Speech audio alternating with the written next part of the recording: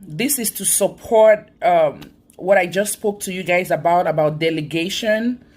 You have to have the right task, the right person doing it.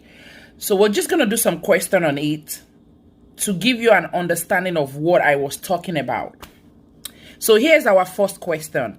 The nurse entered the room of a client who is on contact precautions and find the client lying on the floor. Which of the following action should the nurse take first? Remember what this question is asking you. The question is saying that the nurse entered the room of a client. The client is on contact precaution, but the nurse finds the client lying on the floor. So he's asking you, which of the following action should the nurse do first? Pay attention to that first, because you will see something like that on your Nclex where it will ask you what you should do first. So let's go over our options and see what the nurse is going to do first. So basically, you are a nurse, you enter your patient's room, your patient is on contact isolation, you found them on the floor. What are you going to do first as the nurse? Option A says, call the provider. Call the provider. Is that what we're going to do first? Let's go to option B. Option B say, ask a staff member for assistance getting the client back in bed. Is that what we're going to do first? I don't think so. Let's go to option C. Inspect the client for injuries. That's option C. Inspect the client for injuries. Let's go to option D. Instruct the client to ask for help if he needs to get out of bed. So, option A is wrong, and I'm going to tell you why it's wrong. You are the nurse, you go into your patient room, you find the patient on the floor. The first thing you're going to do as the nurse is not to call the provider. In nursing, we do not pass the ball. You don't pass the ball. You do what you can do as a nurse first, then you notify the provider. You do what is in your scope of practice as a nurse first, then you call the provider. You don't go in a patient's room, find somebody on the floor, and then you walk out and go call the doctor. That's not how we work in nursing. So option A is wrong. It's wrong because the question is asking you, what are you going to do first as the nurse? Calling the doctor is not what you're going to do first as the nurse. Let's go to option B. Option B say, ask a staff member for assistance to get the client back in bed. We're going to do this, but we're not going to do this first. If you find a patient on the floor as a nurse, you want to make sure they don't break anything. So the first thing you're going to do is not to just hurry up and carry them and put them back in bed. Because if they already broke something and you carry them and put them in bed and get another staff member, you're going to cause more injuries. Option C, inspect the client for injuries. Inspect the client of injuries. That is the right thing to do. Let's picture this scenario. You go into your patient room who is on contact precaution. You find them on the floor. Are you going to walk out as the nurse and go call the provider? Are you going to No, you're going to inspect the patient for injury. That is the answer. Inspect the client for injury. After you inspect them for injury, then you can move into all this other option. But the correct answer is inspect the client for injury. The option D say instruct the client to ask for help if he needs to get out of bed. Yeah, you will teach the client to do that, but that's not what you're going to do first as the nurse. What you're going to do first after you find a patient on the floor is to inspect them for injuries. Okay, we're going to go into question number 2. An RN on a medical surge unit is making an assignment at the beginning of the shift. Which of the following tasks should the nurse delegate to the PN? So an RN is a registered nurse.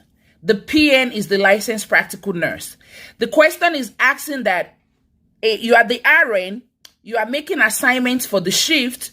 Which of the following tasks are you going to delegate to the licensed practical nurse? Option A say obtain vital signs for a client who is 2 hours post following a cardiac catheterization. Option B say administer a unit of packed red blood cell to a client with cancer. Option C said instruct a client who is scheduled for discharge in the performance of wound care. Let's see what option D say. Option D say develop a plan of care for a newly admitted client who has pneumonia. This is what I was telling you about knowing the right task to delegate to your licensed practical nurse, to your assisted personnel, to your AP. So obtaining a vital signs, we're going to go over each option and explain why this is right, why this is wrong. A, obtain vital signs for a client who is 2 hours post procedure following a cardiac catheterization. Yes, it is within the scope of practice of a LPN to obtain vital signs. LPN can do vital signs. Option B says administer units of packed red blood cell to a client with cancer. A LPN cannot give red blood cell. A LPN cannot administer blood transfusion. It is not in the scope of practice for a licensed practical nurse to give blood. They are not allowed to administer blood transfusion. So option B will be wrong. That is something the registered nurse herself will have to do. Option C said instruct a client who is scheduled for discharge in the performance of wound care. Option C is wrong because a LPN cannot do discharge teaching.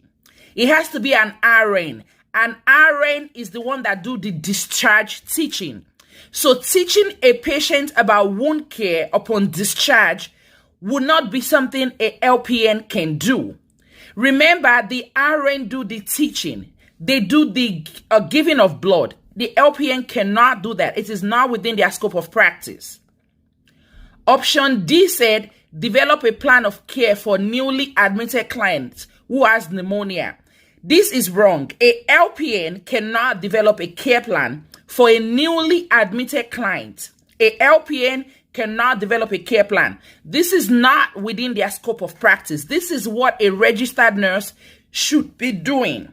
A registered nurse is the one that develop a plan of care for the newly admitted patients. So this make option D wrong. So our correct answer here will be option A. That is the only thing in this option that a LPN can do. They can obtain vital signs. A LPN can perform wound care, but they cannot perform discharge teaching on wound. A LPN can give oral medication, but they cannot administer blood. They cannot give discharge teaching. So we're going to go with option A as our correct answer. Question 3. A LPN is ending a shift. A LPN ending a shift report to the RN that a newly hired AP has not calculated intake and output for several clients. Which of the following actions should the RN take? So this question is basically telling you that you are the RN. The LPN is reporting to you that the assisted personnel has not calculated the intake and output for several clients. And this question is asking you, what are you going to do as the RN when the LPN reports this to you? So let's see what you're going to do. Let's see our option A. Complete incident report. Delegate task to the LPN. Ask the AP if she needs assistance. Notify the nurse manager. So once again, guys, you have to think about this when you're giving delegation. You have to think about this when you're telling your LPN, your RN, your LPN, your assistive personnel to do something. You have to remember that as the RN, you are still responsible for everything you delegate out.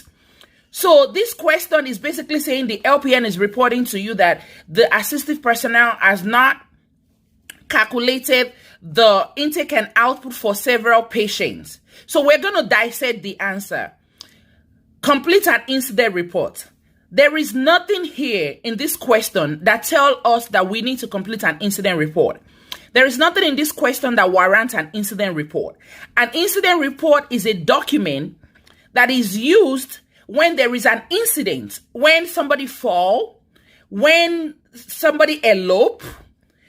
It's for strictly incident. It's not for something like this, which is delegation. Option B said delegate the task to the LPN. No, the LPN is the one reporting to you that the AP has not calculated the intake and output. You will not turn around as the RN and delegate it back to the LPN. No, that would be wrong. Option C, guys, let's look at option C. It says, ask the AP if the AP need assistance. This makes sense.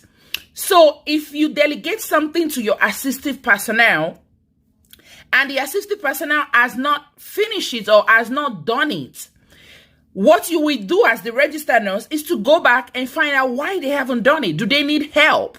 Do they need assistance? Because sometimes, guys, I work as a nurse. The AP gets so busy too and they get behind on all this stuff. So as the registered nurse, what you're going to do is to ask if the AP need assistance. That is the only reasonable option in this question. Option D said notify the nurse manager. There is nothing to notify the nurse manager about in this question. There is nothing going on. It is simply a delegation. All you have to do is to find out why the assistive personnel has not done it. Does she need help? So I hope with these few questions we have gone over, you guys are able to understand some of the things I was talking about when it comes to delegation. Because it is totally up to you as the RN to make sure that you're delegating the right thing, to make sure that you're delegating the right task, to make sure you're delegating to the right person, to make sure you are supervising it, to make sure you look at the outcome, and make sure it is what is needed. Thank you so much. We'll catch you in the next Nclex review video. You guys have a wonderful day. Bye.